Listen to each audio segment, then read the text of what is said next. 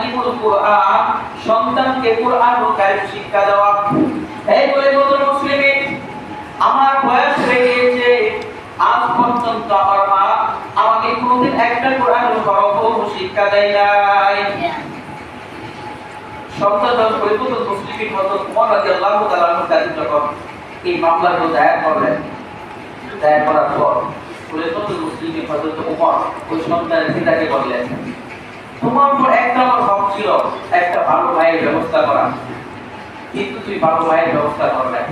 2 number, তোমার উপর হক ছিল সন্তানের বাবার একটা নাম রাখা, কিন্তু তুমি সন্তানের বাবা একটা নাম রাখো না, ইসলামিক নাম রাখো না।